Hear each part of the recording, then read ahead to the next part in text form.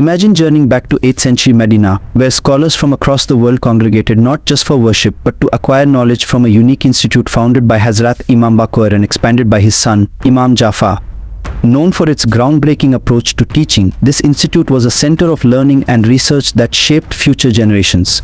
Yet today, its memory seems to have faded, leaving many to wonder how such a pivotal institution vanished from history. But let's explore its story, how it rose, the influential figures it shaped, and why we can no longer find traces of it in Medina. The seeds of this remarkable institute were planted by Hazrat Imam Baqir, a widely respected figure in Islamic history. Known for his profound knowledge in both religious and secular disciplines, Imam Baqir envisioned a center of learning that transcended traditional religious instruction. His goal was to encourage the pursuit of all knowledge as a means of understanding the world and serving humanity, an approach ahead of its time. In an era when most education revolved around religious instruction alone, Imam Baqir expanded the curriculum to include a wide range of subjects, thus transforming the institute into a hub of knowledge that attracted scholars from various fields. By establishing this institution, Imam Baqir made a strong statement about the relationship between faith and reason. His conviction was that all forms of knowledge, whether scientific, philosophical, or spiritual, were intrinsically linked. This was a revolutionary concept, as it contrasted with the prevailing view that secular knowledge held less value than religious study. By encouraging a holistic approach, Imam Baqir demonstrated that intellectual inquiry and religious devotion could coexist and even enhance one another. Following Imam Baqir's vision, his son Imam Jafar took up the responsibility of expanding and formalizing the institute. Imam Jafar was a scholar whose contributions impacted Islamic jurisprudence, natural sciences, and philosophy. As a thinker, he was dedicated to encouraging his students to use reason and evidence in their pursuit of knowledge. His leadership saw the institute become a beacon of intellectual diversity in Medina, open to all who sought wisdom, regardless of background or belief.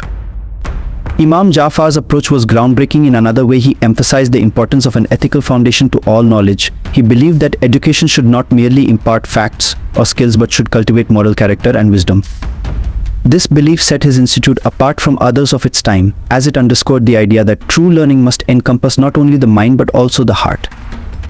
His teachings laid an ethical groundwork that influenced the character and work of his students, many of whom would go on to make significant contributions to their respective fields. Under Imam Jafar, the institute's curriculum took on a uniquely progressive shape. Unlike other institutions focused solely on religious instruction, Imam Jafar's curriculum was all-encompassing. Theology and the study of hadith remained integral, but students were also encouraged to delve into subjects such as mathematics, astronomy, chemistry, and philosophy. Imam Jafar insisted on a multidisciplinary education that was not merely about memorization but emphasized reasoning, debate, and experimentation. His teaching methods challenged students to question assumptions, a concept that would later lay the foundation for the scientific methods used during the Islamic Golden Age. Imam Jafar's institute welcomed students from all backgrounds, uniting people in a shared quest for knowledge. He was known for allowing non-Muslims to attend his lectures, showing openness to different perspectives. This inclusivity fostered an environment of mutual respect and intellectual collaboration that encouraged the exchange of ideas. His model emphasized the importance of understanding knowledge as a whole, interconnected disciplines that, when studied together, led to a greater comprehension of the universe. A distinctive feature of Imam Jafar's institute was the relationship he built with his students. Unlike a traditional hierarchical structure, he adopted a mentor-like role, fostering open dialogue and personal guidance. This environment encouraged students to explore complex concepts, challenge prevailing views, and develop critical thinking skills. Imam Jafar's approach demonstrated that learning was not a one-way transfer of information but a mutual, respectful exchange. Imam Jafar also emphasized humility in seeking knowledge. He taught his students that intellectual arrogance could hinder learning, promoting instead an approach that valued listening, reflection, and self-discipline. This character-building focus helped shape the personalities of his students, many of whom became known not only for their intellectual contributions, but also for their moral integrity. Many of Imam Jafar's students would go on to become pivotal figures in various fields. Here's a look at a few key personalities whose contributions have resonated through history. One of the most influential was Jabir ibn Hayyan, also known as Jabir in the Latin world. Often referred to as the father of chemistry, Jabir studied the processes of distillation, crystallization, and sublimation under Imam Jafar. He contributed significantly to the early development of chemistry, especially in his categorization of substances and exploration of chemical reactions. His work set a foundation for modern chemistry and is considered crucial in the transition from alchemy to chemistry. Hisham ibn al-Hakam, another student of Imam Jafar, contributed greatly to early Islamic philosophy. Known for his debates on theological issues, he explored profound topics like the nature of God, free will, and the role of reason in religion. Hisham's influence on Islamic philosophy is evident in later intellectual traditions, particularly in shaping the theological discussions of the time. Imam Abu Hanifa, the founder of the Hanafi school of jurisprudence, is also believed to have studied under Imam Jafar.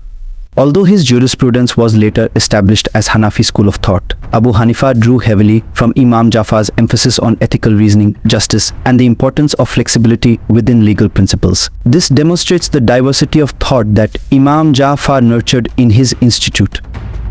Finally, Mufaddal ibn Umar, who studied natural philosophy under Imam Jafar, produced works exploring the natural world, biology, and metaphysics. His writings emphasized the unity between creation and creator, reflecting the philosophical teachings of his mentor. The influence of Imam Jafar's institute reached far beyond Madinah. By promoting scientific inquiry and critical thinking, his teachings laid the groundwork for the intellectual renaissance of the Islamic Golden Age. Many of his students' ideas would later inspire scholars in Baghdad's House of Wisdom, one of the most famous centers of learning in Islamic history. The intellectual legacy of Imam Jafar's institute bridged ancient knowledge with new ideas, helping to preserve Greek and Persian knowledge while also pushing scientific and philosophical thought forward. Imam Jafar's curriculum emphasized both practical and theoretical knowledge, blending these with ethics to form a holistic approach to education. This model influenced other Islamic educational institutions, inspiring them to adopt a similarly open approach.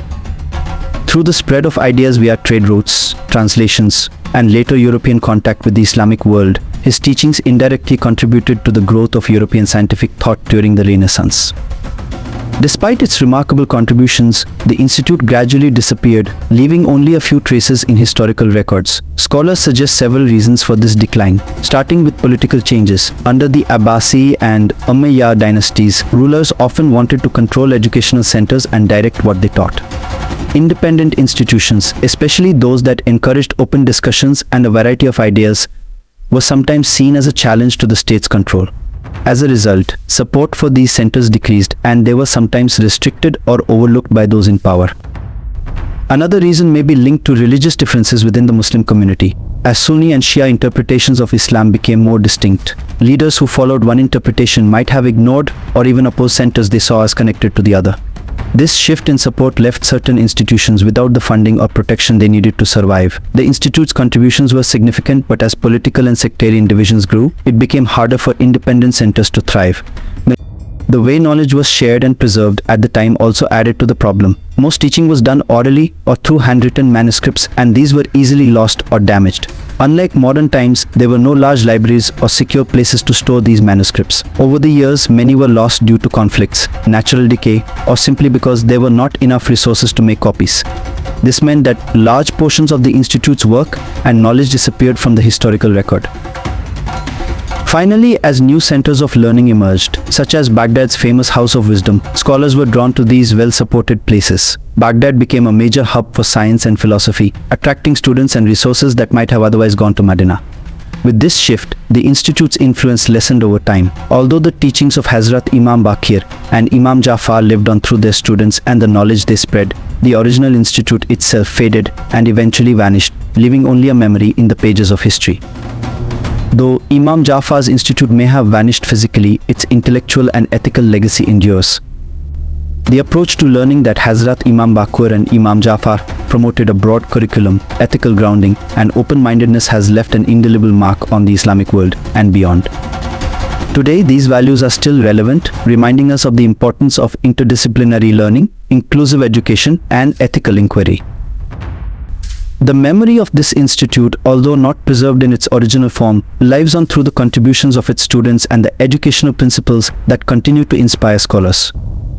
Hazrat Imam Baqir and Imam Jafar's teachings remind us of a time when learning was a pursuit of universal value and when knowledge was cherished as a shared legacy for the betterment of humanity. The Explorer signing off.